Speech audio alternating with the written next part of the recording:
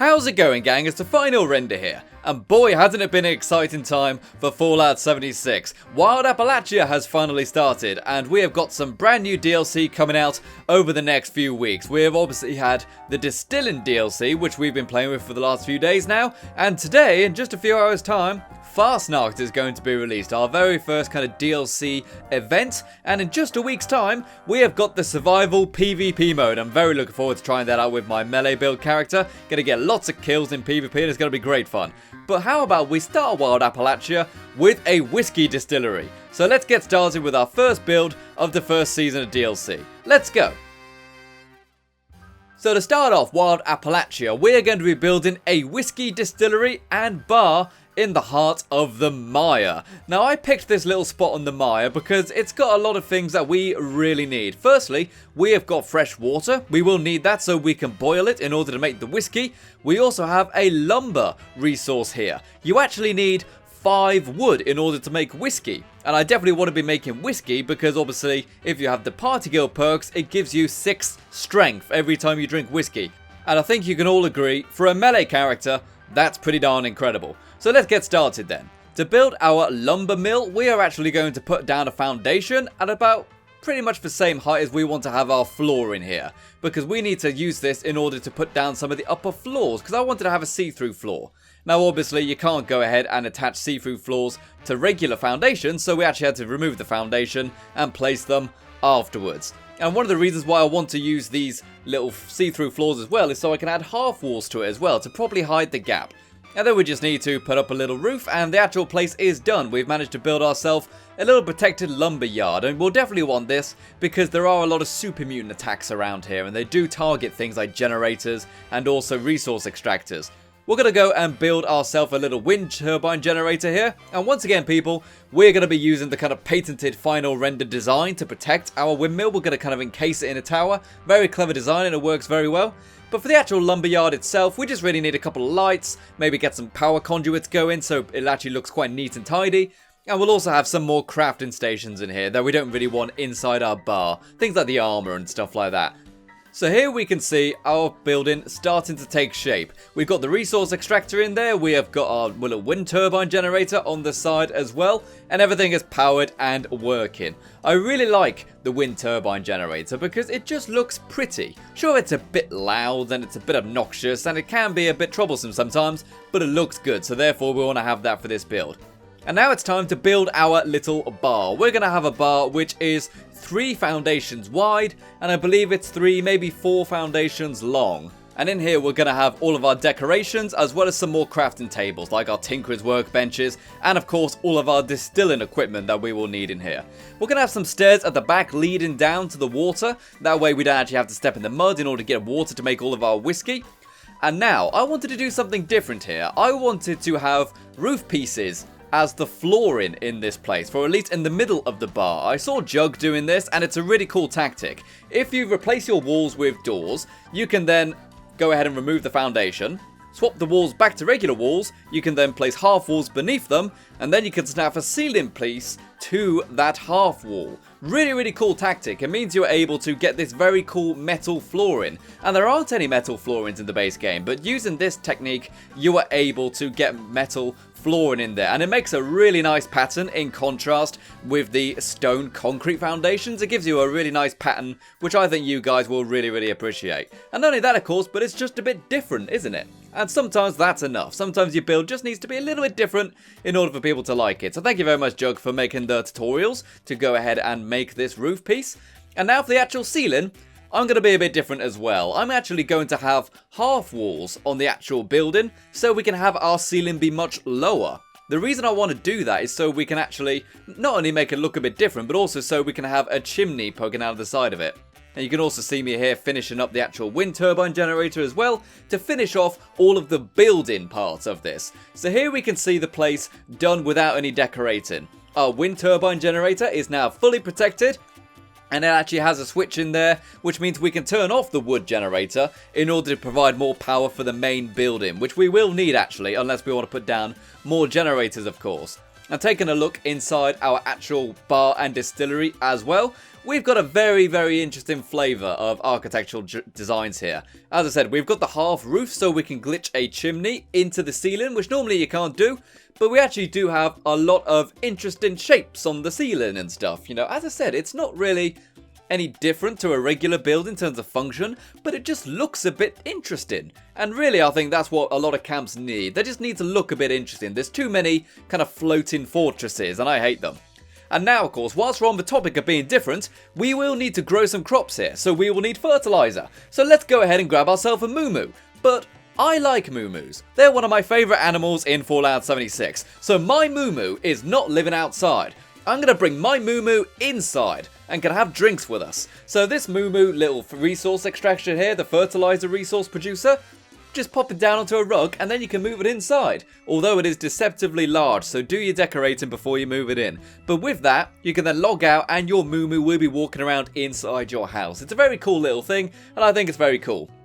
And now we're going to just add lots and lots of decorations to our bar. We've built many bars on the final render channel, but this one's really nice. We've got plenty of room to add quite a lot of crafting resources back there. The only ones we don't have in here are armor, weapons, and power armor. Everything else is inside. So we've got cooking, we've got distilling, and we've also got crafting as well for our Tinkerer's Workbench. And I wanted to do some interesting things with this build as well. Since we got the lowest ceiling, I wanted to have lots of sparkly lights on the ceiling so that it feels, I don't want to say Christmassy, but it kind of looks Christmassy in a way, you know, just lights everywhere, excessive amount of light. And I think it looks really, really good, this bar. We've got a lot of places to sit down. I believe we've got 6 stools here so you can bring lots of friends. And we've got plenty of space to add lots of decorations. Something I did with this build in particular was that I actually kind of measured where I needed to put wall decorations, because normally I would just throw up my wall decorations, but that's kind of wasteful on your camp budget. What you should do is put in your crafting tables, see where you need to put a wall decoration, then remove your crafting tables and put the wall decoration in. It means you actually save budget because you're not filling the walls with stuff which isn't seen otherwise. I mean, if it's going to be blocks, why put something there, you know what I'm saying? And I think it turned out really, really well.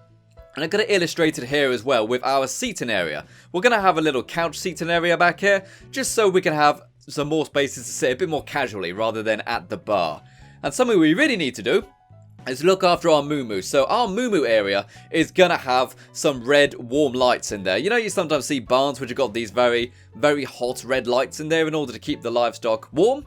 Well, we're going to do that. We're going to put some of them above the moo-moo area and connect up a terminal in here so we can give her, or him, maybe both, because they have 2 heads, some red lights in there to make sure that they are warm and cozy inside the bar. You know, they got a little food trough in there as well. They've also got some plants. We've got a little window to look out of. The moo-moo's going to be very happy here.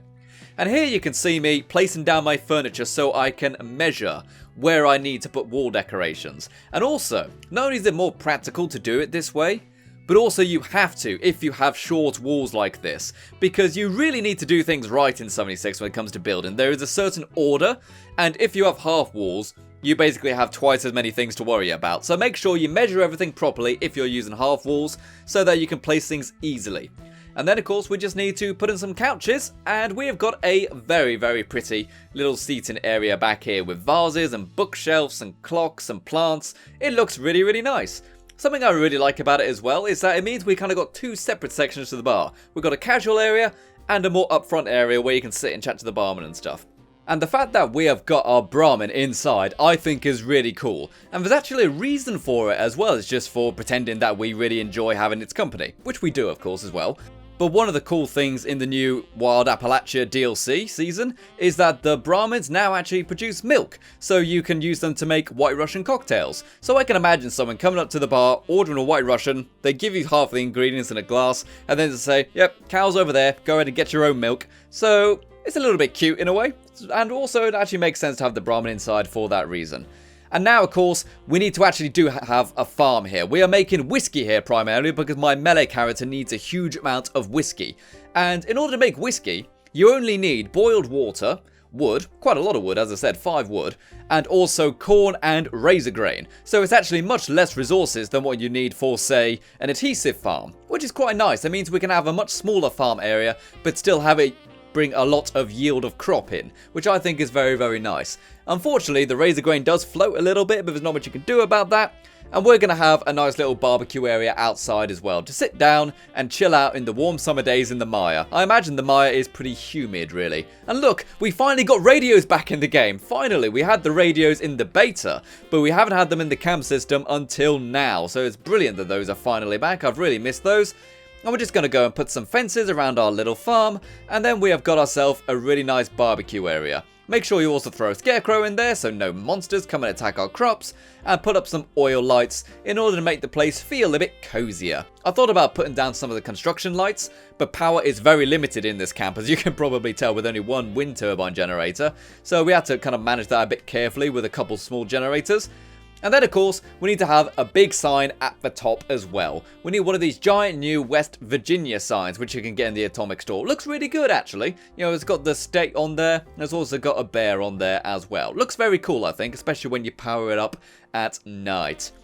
And here we have the place fully done. People, this is a really cool build. I really like this one. We've got a lot of sections to this. We've got our little farm here, as you can see. Looks really good in the daylight with all the crops growing there. And the little kind of interesting things we've done with it. Like we have managed to use our planter glitch to put the plants inside the back of the truck, which we can't remove. So if you can't remove part of your camp, put it to good use, you know what I mean? We're also going to go and take another look at our lumber yard. As you can see here, we've got some flamingos, some more decorations. We've got some E's on the wall because dead meme, lol. And we have also got our crafting tables in there as well. We actually really need this, as I said, because 5 wood per cocktail. I often make like 11 or so at a time, maybe. So having that there means there's always a nice supply of wood here for you to go ahead and grab. You need to go ahead and grab some nice wood every now and then. And as you can see here, we have got the interior of our bar. This place looks really, really nice. This is honestly one of the nicest bars I have made, I think. Not because of the kind of decorations on the walls and stuff, but mostly because of the way the building itself is designed. With the staggered roof, I think it looks really, really cool. And not only that, but it also just makes it a little bit different. As I said, just making your build a little bit different is what makes people actually enjoy being there. They don't just want to turn up and use the crafting tables, they also want to kind of admire some of the things you've got in there as well, and some of the choices that you have made in making your camp your camp. It just feels very cozy overall, and not only that, but we've just got some interesting things for gameplay as well, like we've got plenty of stash boxes in here, so you can always find places to stash away some of your junk that you can build using all of the crafting tables we have got behind the bar.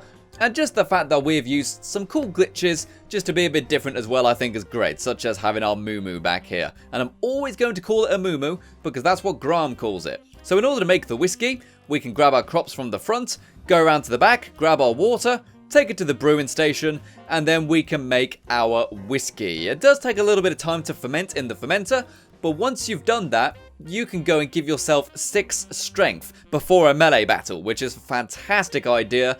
And of course, my other main character, my melee character, is actually an unarmed build. So making the vintage Nuka-Shine also really helps. So thank you very much for watching this build, people. Remember to check out all the cool Patreon people and YouTube members who you have seen scrolling across the screen today. And I'll see you around in time for Fastnacht. Bye-bye, people.